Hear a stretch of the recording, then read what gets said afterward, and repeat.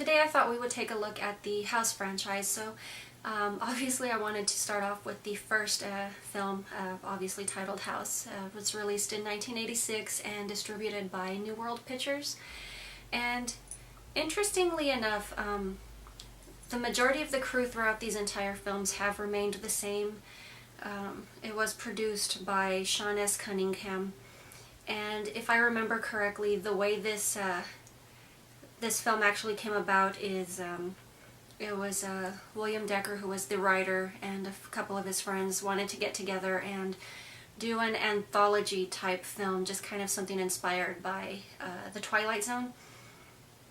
The project fell through, but the segment that he had wanted to include was pretty much just the plot for the film House, which was pretty much just recycled and made into a feature-length film. So I thought that was just definitely an interesting background. But House is a 1986 horror comedy. I definitely like the feel of the first film a lot more than its predecessors. Reason being is because House definitely has a lighter feel to it. There's definitely a lot of funny or humorous moments to it. I especially love the music that was used in the film, which does add somewhat of a humorous touch in certain instances. And I just love the what do you call it, like the falsetto or the high-pitched, airy tones used in some of the films. Definitely the throwbacky type music really, for me, seems to add to it as far as the carefreeness of the film, even though basically the whole premise is basically kind of dark. We have Roger, who is played by William Catt, who I primarily remember as Tommy Ross from Carrie.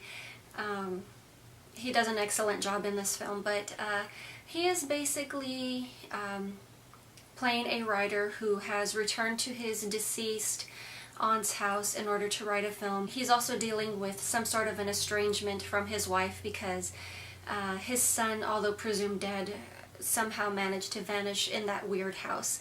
So it really doesn't take too long before all the weird and kooky things start going on. I also really like that we have George Wendt in a supporting role. He's basically kind of like that nosy neighbor that just will not go away and will not quit barging into the house. And I don't know, for some odd reason he really reminds me of Samantha's nosy neighbor from Bewitched. I mean, any minute now, it's like you should hear him yelling, "Abner! Abner!" He's just really nosy and snoopy and can't mind his own business. Of course, George Wendt, I mostly just remember him from Cheers. I mean, obviously he's had a great career and awesome comedic actor. I did a weird impression back there, sorry. We also have Kay Lentz playing Roger's estranged wife, who I pretty much just remember her from the film The Initiation of Sarah. Very beautiful lady. But yeah, it's just, I don't know, just very strange that you know, they just kind of gave her somewhat of a bit part.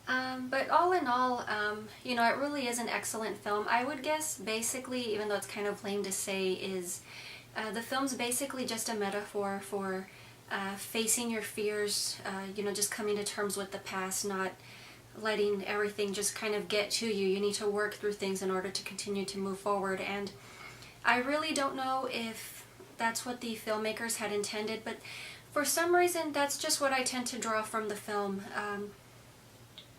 I mean, obviously the acting is amazing, and quite honestly, the first time I saw this film, I really did not care for it too much. Of course, I was 8 years old at the time.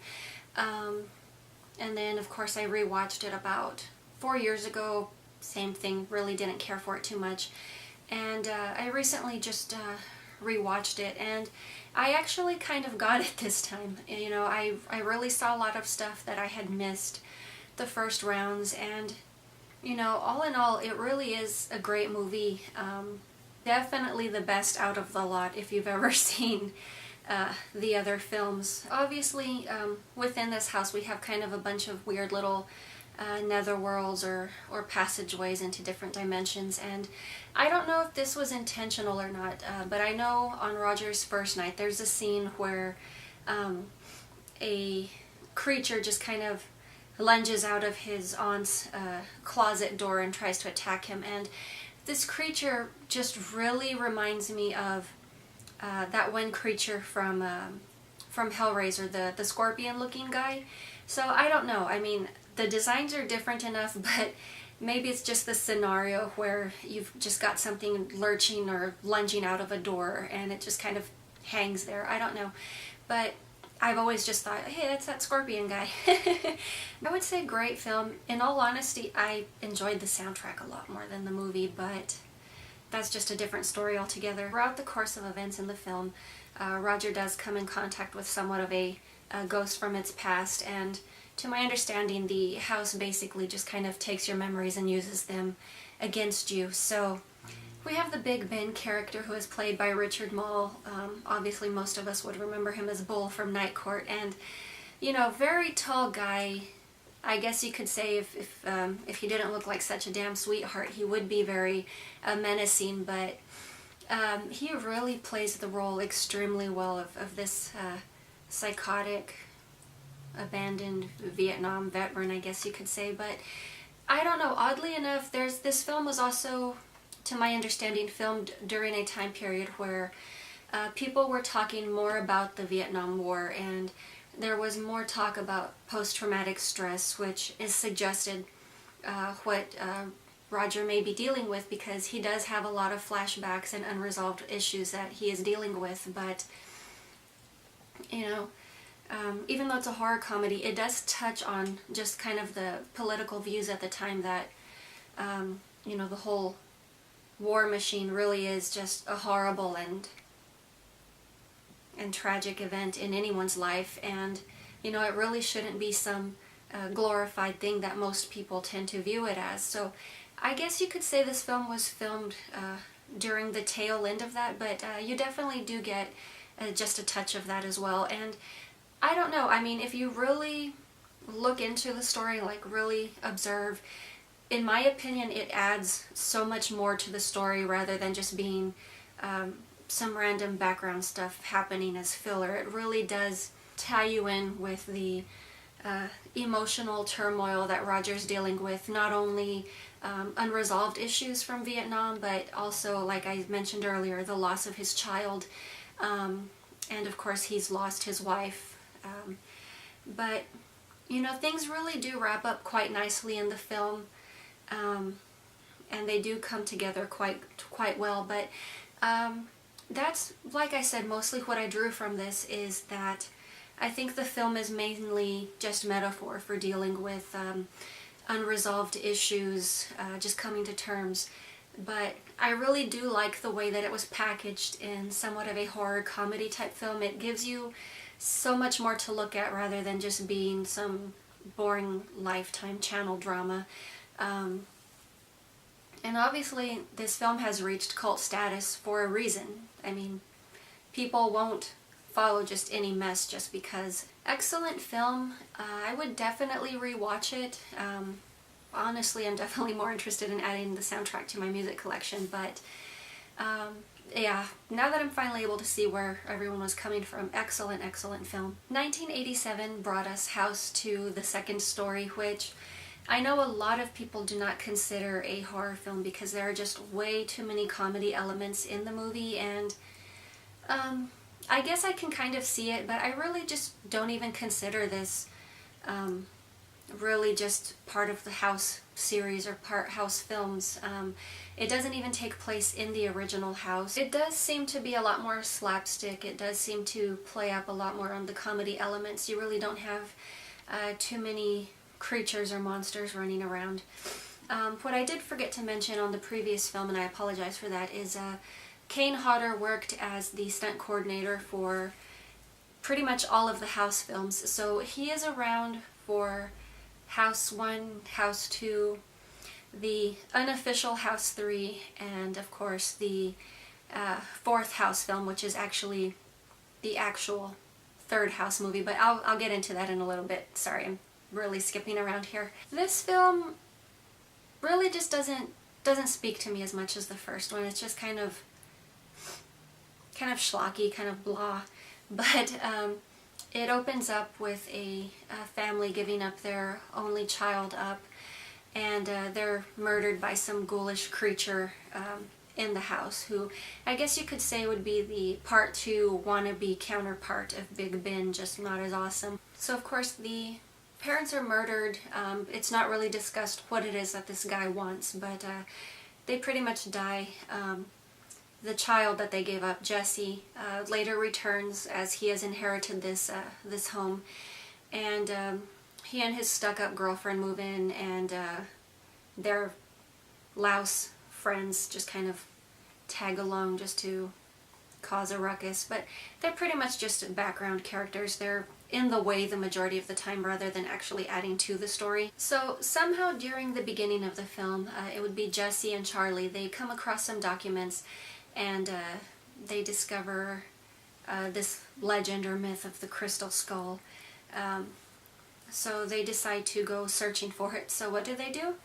They grave rob Jesse's, I believe, great-great-grandfather's grave in order to retrieve the skull.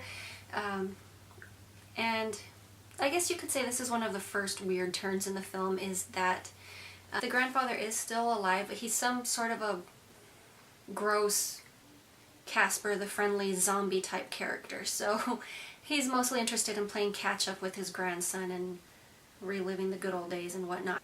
You know, this character, he just kind of helps tie and move things along.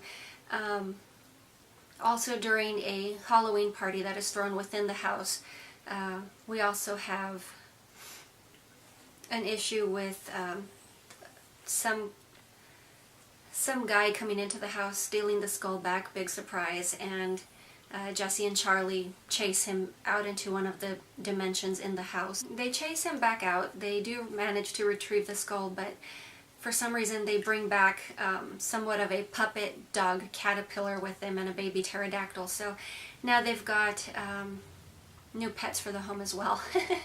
Kind of turning into a bit of a petting zoo there, but you know, that little caterpillar dog is just so adorable.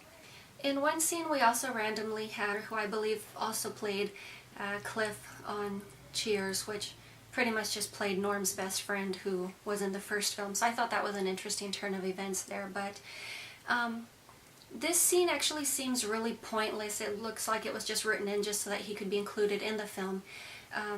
So basically plays an electrician who was not even called over to Jesse's recollection, and he's being asked to deal with some electrical problems.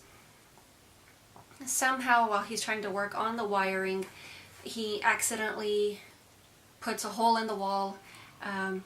He just kind of pulls Charlie and Jesse over, and he's like, "Hey, I found another dimension in your house. Let's go take a look." And they kind of walk in on a temple virgin being sacrificed. Of course, this is so common and everyday that, you know, the three of them, the electrician not even bothering to question this, just jump in, save the virgin, and then the electrician not even bothering to finish his job. He's like, "Hey, I have to go pick up my kid from soccer practice or softball or some sport." And he just takes off. So now, in addition to their growing menagerie of obscure pets, they now have a pet temple virgin who's hanging out in the house. So, yeah, pretty much by this point I was just tired of the movie. I just wanted it to be over and go away. Not as entertaining as the first one. It lacks a lot of the enthusiasm or the energy or charm. I can't really describe it very well, but it's definitely missing something. Whatever that is, they could not figure it out before the film ended, and the film does wrap up with the showdown between Jesse and the big bad, but so they kind of have like sort of a gunfight or shootout going on in the house. The neighbors call the cops, and they're just basically thinking that Jesse's a kook. Nobody knows what's going on in the house, and they're trying to get him out. During this showdown, shots are fired outside, and the cops are basically just trying to get Jesse to give himself up. So obviously once this guy is taken out, or we assume he's taken out, of course we have that one fake final scare going on, but he manages to say goodbye to Grandpa, And for some reason, obviously, just because Jesse is now branded as a loony, he can't really return back to his world. So he decides to live in one of the western dimensions of the house, and obviously he dumps his snooty girlfriend and lives in some sort of a Yul Brynner West world with his temple virgin girlfriend and bromance boyfriend Charlie. So they all pretty much live happily ever after. Unfortunately, the box office did not agree. So in 1989, we saw the unofficial third entry into the House franchise, which was originally titled Horror Show, but for European audiences, and this is just kind of the whole deal with like Zombie 1, Zombie 2, how it just became a big mess as far as how films were titled or thrown into unrelated franchises in Italy.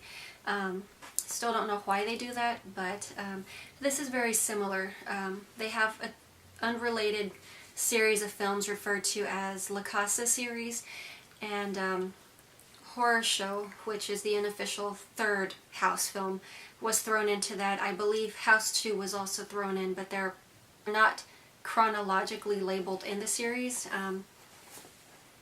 So not to add any confusion to this, but I'll definitely be doing more of an in-depth video later on La Casa series. But Horror Show has a very similar plot line to Wes Craven's Shocker. So of course we have a psychotic family killer who is electrocuted. He vows revenge, comes back, and we have Lance Henriksen, who is playing a cop in this film. Jinky, the killer, basically just sets out to make his life a living hell, and he's pretty much just haunting this family's house. He's altering reality and basically just setting up Lance Henriksen's character to look like the murderer of his own family. So yeah, you can definitely see, or I guess hear, how this film would be confused or be extremely similar to Shocker. Oddly enough, Shocker was released later that same year. They were actually just released months apart. So I'm just going to leave it at that, because I am later going to go into a side-by-side comparison with the films. So 1992 brought us House 4, also known as House 4, The Repossession. We do have William Catt returning as Roger. In this film, it just kind of looks like he just moved on from his previous wife and child, created a life with someone else, and he's basically just looking after that kooky old house from the original film.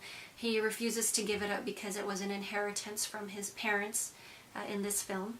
We have a sleazy stepbrother who has no real ties to the house, but has sold this house or the property without any actual permission or ownership to the house to the he sold it to the mafia so that they could dump toxic waste. So already you can see that there's a weird stretch going on here, and it's kind of like, where's the original formula? What happened to the movie? No, that's pretty much where it stops.